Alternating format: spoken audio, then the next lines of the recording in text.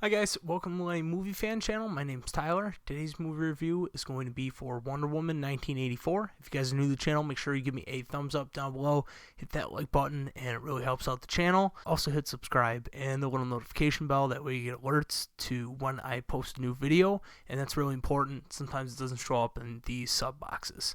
Pedro Pascal is hot off of The Mandalorian, and I really enjoyed the first Wonder Woman, directed by Patty Jenkins. This one is Patty Jenkins returning, directing Gal Gadot as Wonder Woman in the subsequent film.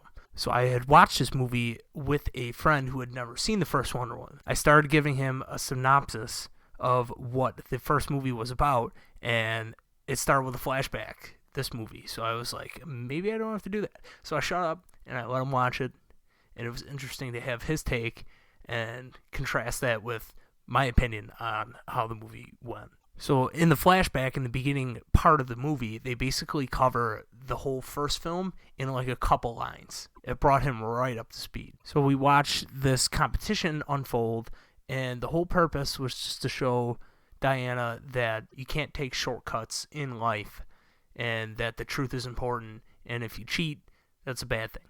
No, that's a good life lesson. But the real lesson, when you see the rest of the story unfold, should be that there's more than one way to do the right thing or get the right outcome, and we see that with the ingenuity that she shows in taking out her enemies in out-of-the-box like fashions. But the flashback sequence kind of ends with Diana's mother in a very Man of Steel-esque way telling her that the world isn't ready for her to do all the things she's going to accomplish. I really enjoyed the score of this movie. I thought it was one of the strongest parts. The only spot I didn't like is towards the end. Diana's running, and it's a really climactic part of the movie. It was pretty much built up to this point where she's going to confront the bad guys, because it feels like so long goes on in this movie without her even knowing that the bad guys are plotting all this stuff that we see. So she finally knows. She sets out to go get them, and she's crying and in tears, and Gal Gadot gives a really good performance right here, and the music just doesn't fit with it.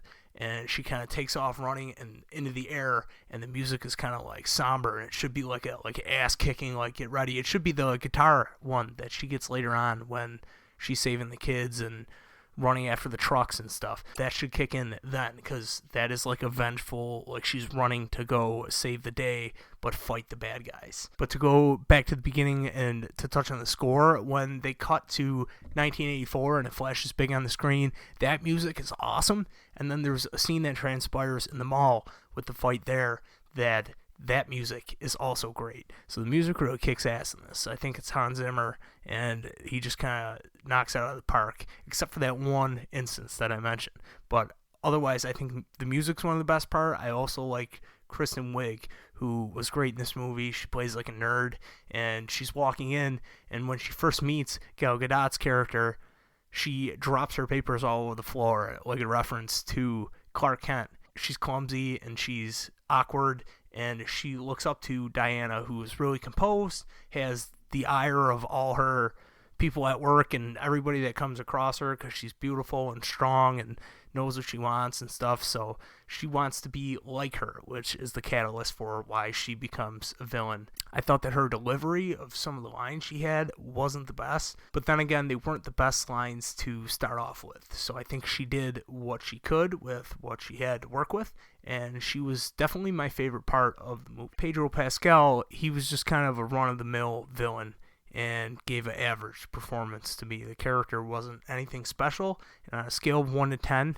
1 being the Enchantress from Suicide Squad and 10 being General Zod from Man of Steel, he was like a 4. He was forgettable at most. Compared to the original, I think the story of this movie sucked. It was like 4 out of 10 also. And the story revolves around this MacGuffin, which is a stone, and it gives you whatever you wish for, but there's also a takeaway to it. There's a negative backside to whatever you choose. And it sounds like they could do some interesting things with that. I don't think that they did it to its fullest potential, and it was also just a cheesy way how they did it, with a lot of logic jumps that you have to make, and there's already logic jumps that you have to make when she's got an invisible jet and things. They're just asking you to make too many leaps and to trust them. But I guess you know what you're going in for with these superhero movies. There's some leeway with that, but this was a little bit too much. There was too many leaps of faith that it was like, oh my god, what is this? Is just cheesy now. So Pedro Pascal's character, Maxwell Lord, is after the stone for nefarious self-interest purposes.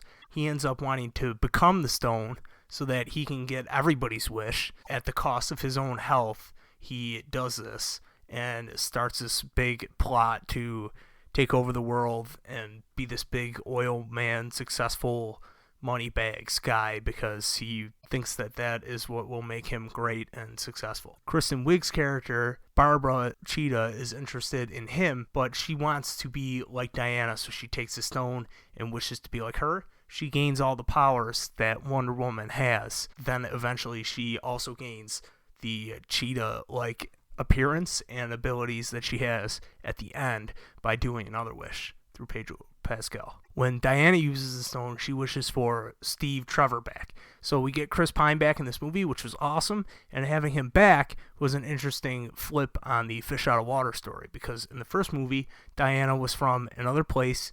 She was brought into our world and had no idea where she was, what she was doing, how everything worked. She was really awkward, and he had to guide her along and teach her how to live in that world. For him, he's coming back into this future timeline, and he has no idea what a plane is, what an escalator is, a trash can, and she's got to teach him all these things. It's interesting to see that reverse that they did, and I think they did that well. It was such a small aspect of this movie because there was a lot of other things going on. There was 2 villains this time, so they had to kind of juggle all that, and I think the 1984 or 1980s setting, as it was, didn't really come into play at all. They could have dropped him back into any other time from then until Batman vs. Superman or whatever, or even like after. It wouldn't have really mattered. He still would have been blown away by all the technology, not knowing what he was doing. Other than just the campy cheesiness that we got out of the 80s flair, I don't think it really came into play at all. I think if anything, it just negatively affected it because it was just cheesy and they had weird outfits. And Wonder Woman comics are always inherently cheesy. She flies around in an invisible plane looking all goofy. But this felt way less grounded than the first movie, which had the war as the backdrop. I did like that this movie introduced some cool stuff, like the gold suit, the jet being invisible, kind of, and Wonder Woman being able to basically fly now. And there's a post-credit scene, which was pretty cool. Also, it featured Linda Carter, who was the original Wonder Woman in the show, and in the story of this movie, she was the original owner of that gold outfit with the big wings and stuff, and she's been around for a long time, according to that story that Diana told in the earlier part of the movie to Steve. That was cool, but if you've ever watched any of the Arrowverse shows or Smallville, she has roles in those series as like other characters and stuff, so they already kind of utilized her in other ways before other than being Wonder Woman, but now she's somebody with abilities like that and they could bring that back into play and she can be in an actual Wonder Woman movie, so that's kind of cool. But like I said, I had seen it before, so I was just kind of like, oh, there she is, and I recognized her. You know, it wasn't like, who's that, and I had to Google it, or I was surprised when I saw her name at the end. I knew exactly who she was.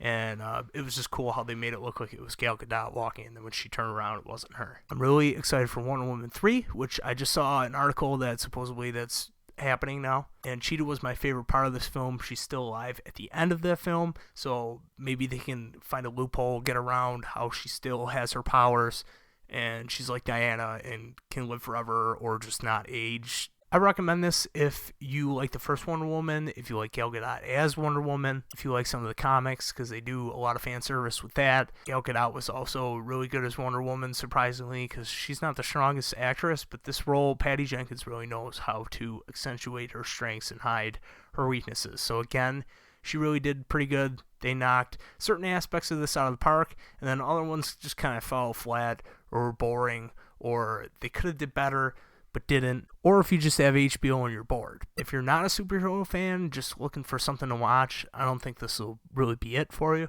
For those reasons, I would not recommend wasting your time on this. Go watch The Mandalorian or something, and maybe catch Wonder Woman 3, because I think they're 1 for 1 now on these ones. That's my review for Wonder Woman 1984, guys. Let me know what you thought in the comments down below, and like I said in the beginning, give me a thumbs up, and share this video around to all your friends and family on Facebook, Twitter, and all the other social medias, and I will see you guys in the next video.